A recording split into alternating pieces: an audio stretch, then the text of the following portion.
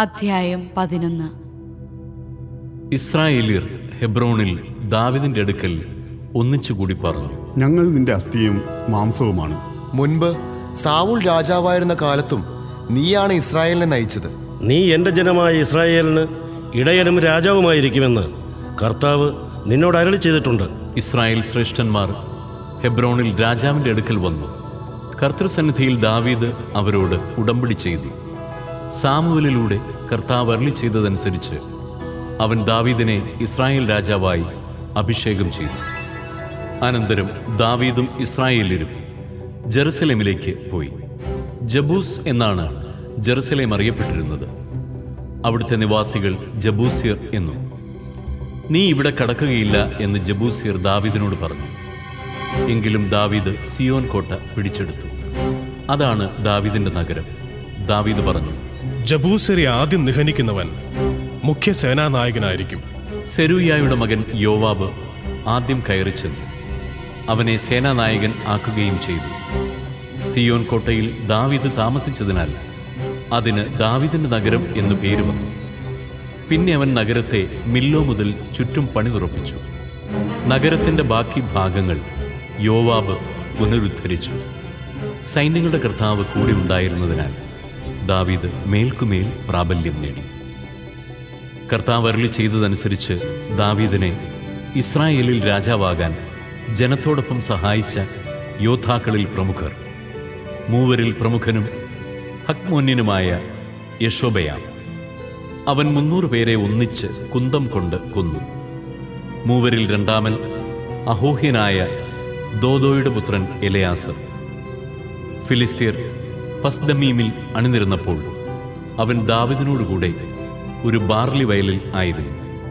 ജനം ഫിലിസ്തീരുടെ മുൻപിൽ നിന്ന് ഓടിക്കളഞ്ഞു. എന്നാൽ അവൻ വയലിന്റെ മധ്യത്തിൽ നിന്ന് അത് കാക്കുകയും ഫിലിസ്തീരെ വെട്ടിവീഴ്ത്തുകയും ചെയ്തു. കർത്താവ് ഒരു വൻ വിജയം നൽകി അവരെ രക്ഷിച്ചു. ഫിലിസ്തീർ റഫായിം താഴ്വരയിൽ കൂടാരമടിച്ചപ്പോൾ 30 തലവന്മാരിൽ 3 പേർ അതുല്ലാം ശിലാഗുഹയിൽ ദാവീദിന്റെ അടുത്തേക്ക് ചെന്നു. ദാവീദ് സുരക്ഷിത സങ്കേതത്തിലായിരുന്നു. ഫിലിസ്തീരുടെ പട്ടാളം ബേത്ലഹേമിൽ പാളയമടിച്ചിരുന്നു. ദാവീദ് ആർത്തിയോടെ ചോദിച്ചു, ബേത്ലഹേം പട്ടണവാതിൽക്കലെ കിണറ്റിൽ നിന്ന് ആരെനിക്ക് വെള്ളം കുടിക്കാൻ കൊണ്ടുവരും? ആ 3 പേർ ഉടനെ ഫിലിസ്തീരുടെ പാളയത്തിലൂടെ കടന്ന് ബേത്ലഹേം പട്ടണവാതിൽക്കലെ കിണറ്റിൽ നിന്ന് വെള്ളം കോരി ദാവീദിന് കുടിക്കാൻ കൊണ്ടുവന്നു. ദാവീദ് അത് കുടിക്കാതെ ദൈവത്തിന് സമർപ്പിച്ചുകൊണ്ട് പറഞ്ഞു, എന്റെ ദൈവത്തിന്റെ സന്നിധിയിൽ ഞാനിത് ചെയ്യാനിടയാകാതിരിക്കട്ടെ. ഞാൻ ഇവരുടെ ജീവരക്തം കുടിക്കുകയോ? പ്രാണൻ പണയം വെച്ചാണല്ലോ അവരിത് കൊണ്ടുവന്നത്. അത് കുടിക്കാൻ അവന് മനസ്സു വന്നില്ല. 3 യോദ്ധാക്കൾ ചെയ്ത കാര്യമാണത്. യോവാബിന്റെ സഹോദരൻ അബിഷായി ആയിരുന്നു 30 പേരിൽ പ്രമുഖൻ. അവൻ 300 പേരെ ഒന്നിച്ച് കുന്തം കൊണ്ട് വധിച്ചു. ഇവനും മൂവർക്കും പുറമെ കീർത്തിമാനായി. അവൻ 30 പേരിൽ ഏറ്റവും പ്രശസ്തനും അവരുടെ അധിപനുമായിരുന്നു. എന്നാൽ അവൻ മൂവരോടൊപ്പം എത്തിയില്ല. കബ്സേൽക്കാരനും പരാക്രമശാലിയും യഹോയാദയുടെ പുത്രനുമായ ബനായ വീരകൃത്യങ്ങൾ ചെയ്തവനാണ്. ഇവൻ മൊവാബിലെ 2 ധീരന്മാരെ വധിച്ചതിനു പുറമെ മഞ്ഞുകാലത്ത് ഒരു ഗുഹയിൽ കടന്ന് ഒരു സിംഹത്തെയും കൊന്നു. 5 മുഴം ഉയരമുള്ള ദീർഘകായനായ ഒരു ഈജിപ്തുകാരനെയും അവൻ സംഹരിച്ചു. ഈജിപ്തുകാരന്റെ കയ്യിൽ നെയ്ത്തുകാരന്റെ ഓടം പോലുള്ള ഒരു കുന്തമുണ്ടായിരുന്നു. ബനായ ഒരു വടിയുമായി അവനെ സമീപിച്ച് കുന്തം പിടിച്ചു പറിച്ച് അതുകൊണ്ട് തന്നെ അവനെ സംഹരിച്ചു. ഇവയെല്ലാം യഹോയാദയുടെ മകൻ ബനായ ചെയ്തതാണ്. അങ്ങനെ പരാക്രമശാലികളായ മൂവർക്ക് പുറമെ അവനും പ്രശസ്തനായി. അവൻ 30 പേർക്കിടയിൽ കീർത്തിമാനായിരുന്നെങ്കിലും മൂവരോടൊപ്പം എത്തിയില്ല. ദാവീദ് അവനെ അംഗരക്ഷകരിൽ ഒരാളായി നിയമിച്ചു.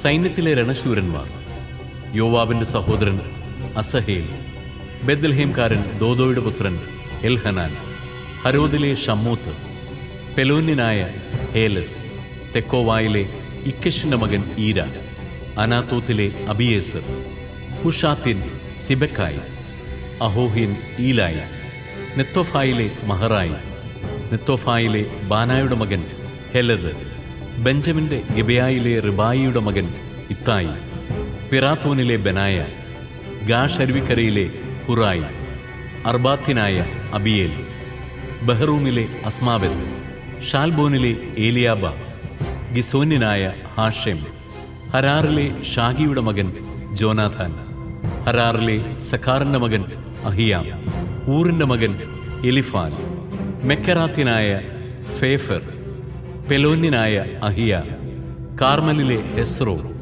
എസ്ബായുടെ മകൻ നാരായ്, നാഥാന്റെ സഹോദരൻ ജോയേൽ, ഹഗ്രിയുടെ മകൻ മിബ്ഹാർ, അമ്മോന്യനായ സേലക്, സെരൂയായുടെ മകനായ യോവാബിന്റെ ആയുധവാഹകനും ബേറോത്തുകാരനുമായ നഹറായി, ഇത്രിരായ ഈരായും ഗാരബും, ഹിത്യനായ ഊറിയ, അഹ്ലായുടെ മകൻ സാബാഗ്, റൂബൻ ഗോത്രജനായ ഷിസയുടെ മകനും റൂബൻ ഗോത്രത്തിലെ ഒരു നേതാവുമായ അദീനായും കൂടെ 30 പേരും, മാഖായുടെ പുത്രൻ ഹാനാൻ, മിത്കാരനായ യോഷാഫാത്ത്, അഷ്തേറാത്തുകാരൻ ഉസിയ, അരോവറിൽ നിന്നുള്ള ഓത്താമിന്റെ പുത്രന്മാർ ഷാമ, ജയിയേൽ, ഷിമ്രിയുടെ മകൻ യദിയായേൽ, അവന്റെ സഹോദരൻ തിസ്യനായ യോഹ, മഹാവ്യനായ എലിയേൽ, എൽനാമിന്റെ പുത്രന്മാരായ എറിബായ്, യോഷാവിയ, മോവാബ്യനായ ഇത്മ, എലിയേൽ, ഓബദ്, മെസോബ്യനായ യെസിയേൽ.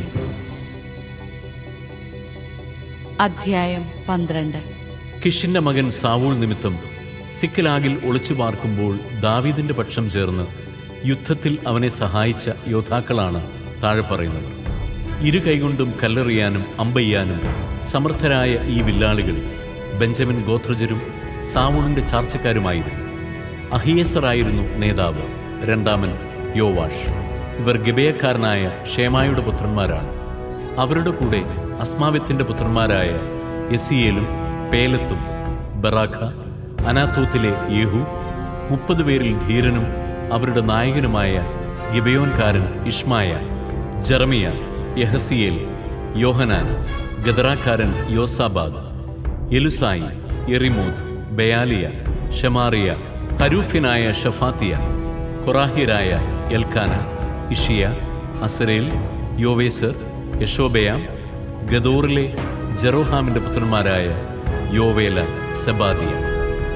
ദാവീദ് മരുഭൂമിയിലെ കോട്ടയിൽ ഒളിച്ചു താമസിക്കുമ്പോൾ ഗാദ് വംശജരും ശക്തരും പരിചയസമ്പന്നരും പരിചയും കുന്തവും ഉപയോഗിച്ച് യുദ്ധം ചെയ്യുന്നതിൽ സമർത്ഥരുമായ യോദ്ധാക്കൾ അവന്റെ പക്ഷം ചേർന്നു. സിംഹത്തെപ്പോലെ ഉഗ്രദൃഷ്ടിയുള്ള അവർ മലയിലെ മാൻപേടയെപ്പോലെ വേഗമുള്ളവരായിരുന്നു. അവർ സ്ഥാനക്രമത്തിൽ Ezer, Obadiah, Eliab, Mishmannah, Jeremiah, Attai, Eliel, Johanan, Elzabad, Jeremiah, Machbannai. Gad ഗോത്രജരായ ഇവർ സേനാനായകന്മാരായിരുന്നു. ഇവർ സ്ഥാനമനുസരിച്ച് ശതാധിപന്മാരും സഹസ്രാധിപന്മാരുമായിരുന്നു.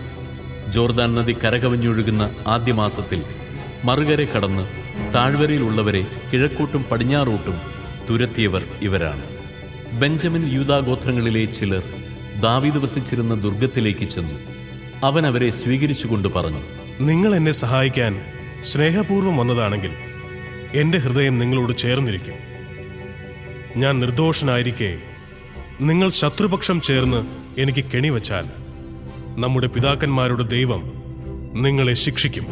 അപ്പോൾ 30 പേരുടെ തലവനായ അമസായി ആത്മാവിനാൽ പ്രേരിതനായി പറഞ്ഞു, ദാവീദേ, ഞങ്ങൾ നിന്റേതാണ്. യെസ്സയുടെ പുത്ര, ഞങ്ങൾ നിന്നോടുകൂടെയാണ്. സമാധാനം, നിനക്ക് സമാധാനം. നിന്റെ സഹായകർക്കും സമാധാനം. നിന്റെ ദൈവം നിന്നെ സഹായിക്കുന്നു.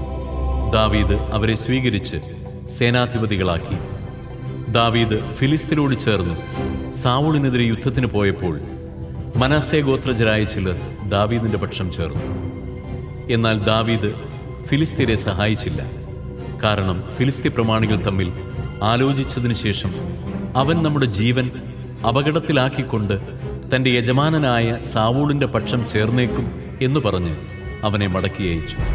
ദാവീദ് സിക്ലാഗിലെത്തിയപ്പോൾ മനാസെ ഗോത്രജരായ അദ്ന, യോസബാദ്, യദിയേൽ, മിഖായേൽ, യോസാബാദ്, എലിഹു, സില്ലേഥായ് എന്നീ സഹസ്രാധിപന്മാർ അവനോട് ചേർന്നു. വീരപരാക്രമികളും സേനാനായകന്മാരുമായ അവർ കവർച്ചക്കാർക്കെതിരെ ദാവീദിനെ സഹായിച്ചു. ദാവീദിനെ സഹായിക്കാൻ ദിനംപ്രതി ആളുകൾ വന്നുകൊണ്ടിരുന്നു. അങ്ങനെ അവൻ്റെ സൈന്യം ദൈവത്തിൻ്റെ സൈന്യം പോലെ വലുതായി തീർന്നു. ദാവീദ് ഹെബ്രോണിലായിരുന്നപ്പോൾ കർത്താവിൻ്റെ കൽപ്പന പ്രകാരം സാവൂളിൻ്റെ രാജ്യം ദാവീദിന് നൽകാൻ വന്ന സേനാവിഭാഗങ്ങളുടെ കണക്ക്: യൂദാ ഗോത്രത്തിൽ നിന്ന് പരിചയും കുന്തവും കൊണ്ട് യുദ്ധം ചെയ്യാൻ കഴിവുള്ളവർ 6800. ശിമയോൻ ഗോത്രത്തിൽ നിന്ന് യുദ്ധവീരന്മാർ 7100. ലേവ്യരിൽ നിന്ന് 4600.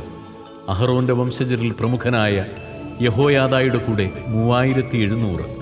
പരാക്രമശാലിയും യുവാവുമായ സാദൂക്കും അവൻ്റെ കുലത്തിൽ നിന്ന് 22 നായകന്മാരും. സാവൂളിൻ്റെ ചാർച്ചക്കാരും ബെഞ്ചമിൻ ഗോത്രജരുമായി 3000. അവരിൽ ഭൂരിഭാഗവും ഇതുവരെ സാവൂൾ കുടുംബത്തോടു കൂടിയായിരുന്നു. എഫ്രായിം ഗോത്രജരിൽ നിന്ന് പരാക്രമികളും തങ്ങളുടെ പിതൃഭവനങ്ങളിൽ പ്രഖ്യാതരുമായ 20800. മനാസയുടെ അർദ്ധഗോത്രത്തിൽ നിന്ന് ദാവീദിനെ രാജാവായി വാഴിക്കാൻ നിയുക്തരായവർ 18000.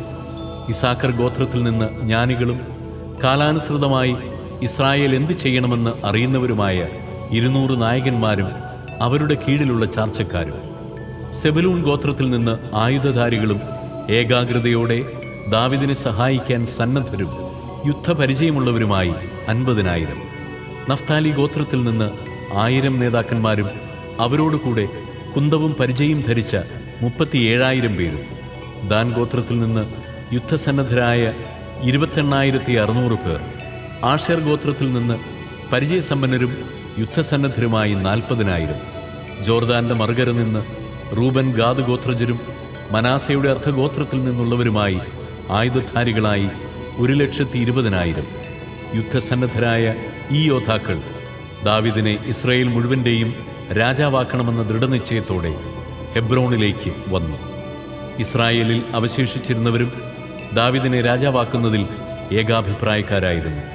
തങ്ങളുടെ സഹോദരന്മാർ ഒരുക്കിയ വിഭവങ്ങൾ ഭക്ഷിച്ചും പാനം ചെയ്തും അവർ 3 ദിവസം ദാവീദിനോടുകൂടെ താമസിച്ചു.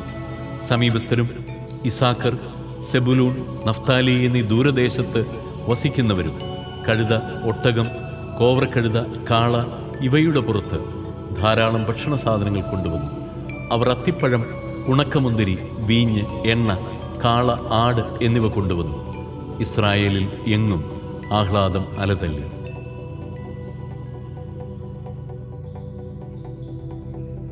അധ്യായം 13.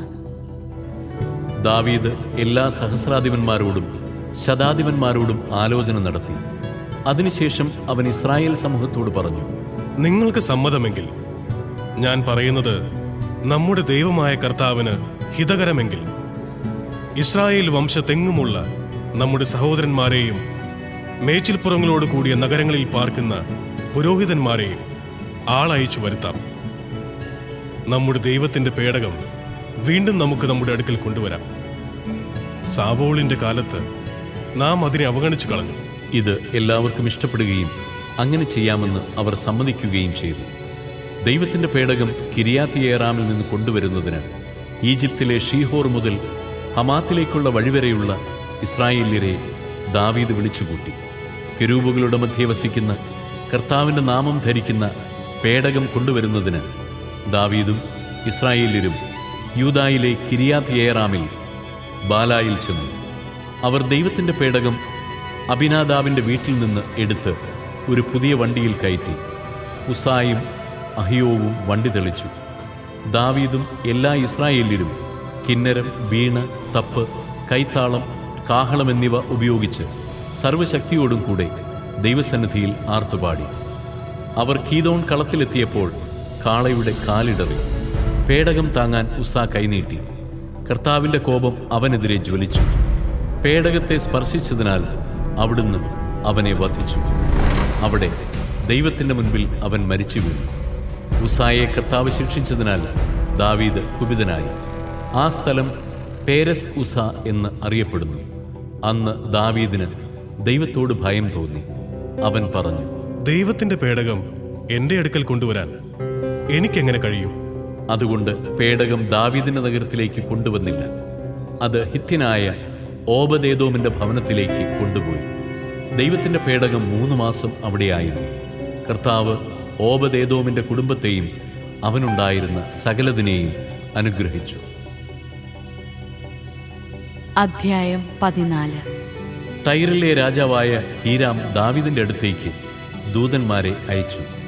കൊട്ടാരം പണിയാൻ വേണ്ട ദേവദാരുവും അവൻ കൊടുത്തു. കൂടെ കൽപ്പണിക്കാരെയും മരപ്പണിക്കാരെയും അയച്ചു. കർത്താവ് ഇസ്രായേലിന്റെ രാജത്വം സുസ്ഥിരമായി തനിക്ക് നൽകിയെന്നും ഇസ്രായേലിനു വേണ്ടി രാജ്യം ഐശ്വര്യപൂർണമാക്കിയെന്നും ദാവീദ് മനസ്സിലാക്കി. ജെറുസലേമിൽ വെച്ച് ദാവീദ് വീണ്ടും ഭാര്യമാരെ സ്വീകരിച്ചു. അവന് പിന്നെയും പുത്രിപുത്രന്മാർ ഉണ്ടായി.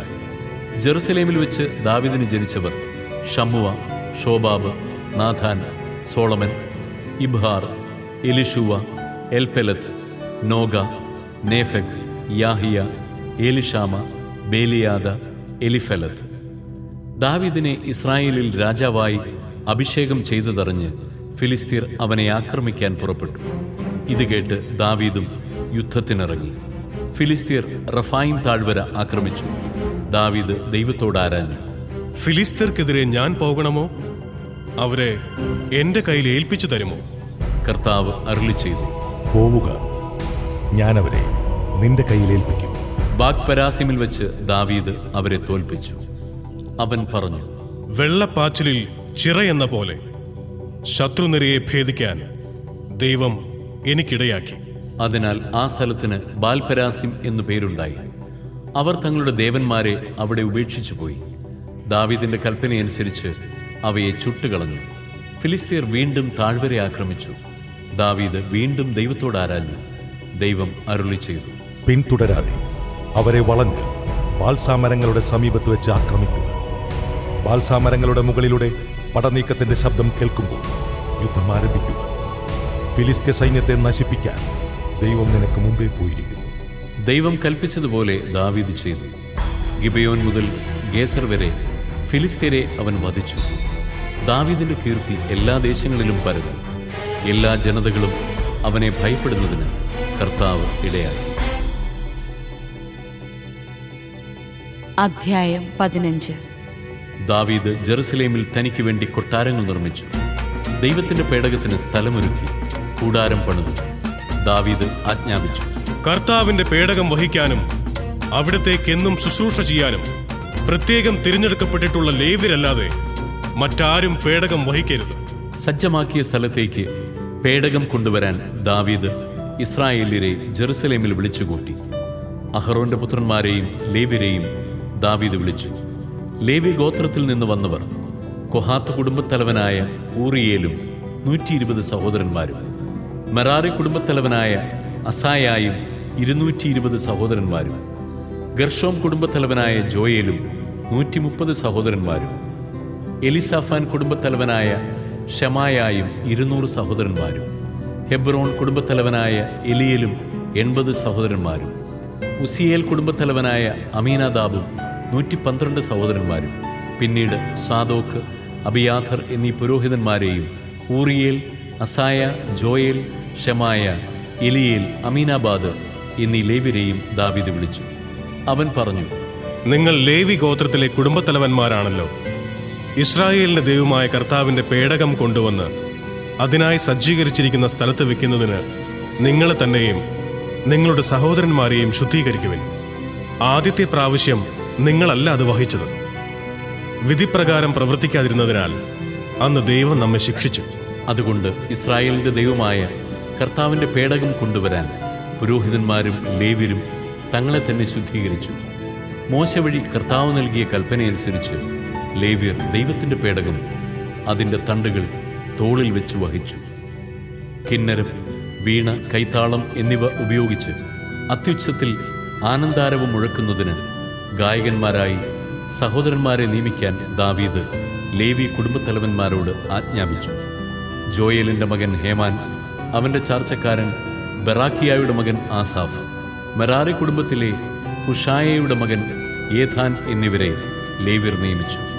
അവർക്ക് താഴെ അവരുടെ ചാർച്ചക്കാരായ സഖറിയ, യാസിയേൽ, ഷെമിറാമോത്ത്, യഹിയേൽ, ഉന്നി, എലിയാബ്, ബനായ, മാസയ, മത്തീത്തിയ, എലിഫലേഹു, മിക്നയ എന്നിവരെയും ഓബദേദും ജയിയേൽ എന്നീ ദ്വാരപാലകന്മാരെയും നിയമിച്ചു. ഗായകന്മാരായ ഹേമാൻ, ആസാഫ്, ഏഥാൻ എന്നിവർ പിച്ചള കൈത്താളങ്ങൾ കൊട്ടി. സഖറിയ അസിയേൽ, ഷെമിറാമോത്ത്, യഹിയേൽ, ഉന്നി, എലിയാബ്, മാസയ, ബനായ എന്നിവർ അലാമോത്ത് രാഗത്തിൽ കിന്നരം വായിച്ചു. മത്തീത്തിയ, എലിഫലേഹു, മിക്നയ, ഓബദേദോം, ജയിയേൽ, അസാസിയ എന്നിവർ ഷെമിനീത്ത് രാഗത്തിൽ വീണ വായിച്ചു. ലേവ്യരിൽ സംഗീതജ്ഞനായ കെനനിയ ഗായക സംഘത്തെ നയിച്ചു. അവൻ അതിൽ നിപുണനായിരുന്നു. ബറാക്കിയ, എൽഖാന എന്നിവരായിരുന്നു പേടകത്തിന്റെ കാവൽക്കാർ. ഷെബാനിയ, യോസഫാത്ത്, നെഥാനേൽ, അമസായി, സഖറിയ, ബനായ, എലിയേസർ എന്നീ പുരോഹിതന്മാർ ദൈവത്തിന്റെ പേടകത്തിന് മുൻപിൽ കാഹളം മുഴക്കി.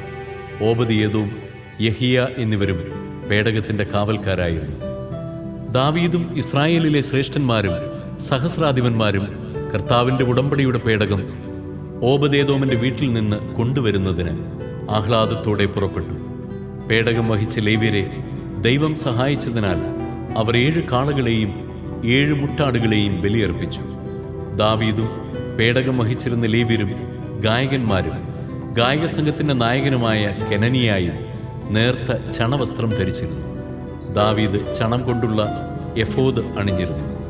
ഇസ്രായേൽ ആർപ്പുവിളിയോടും കൊമ്പ്, കുഴൽ, കൈത്താളം, കിന്നരം, വീണ എന്നിവയുടെ നാദത്തോടും കൂടെ കർത്താവിന്റെ ഉടമ്പടിയുടെ പേടകം കൊണ്ടുവന്നു. പേടകം ദാവീദിന്റെ നഗരത്തിലെത്തിയപ്പോൾ സാവൂളിന്റെ മകൾ മിഖാൽ ദാവീദ് രാജാവ് നൃത്തം ചെയ്യുന്നതും പാടുന്നതും കിളിവാതിലിലൂടെ കണ്ടു. അവൾ അവനെ നിന്ദിച്ചു.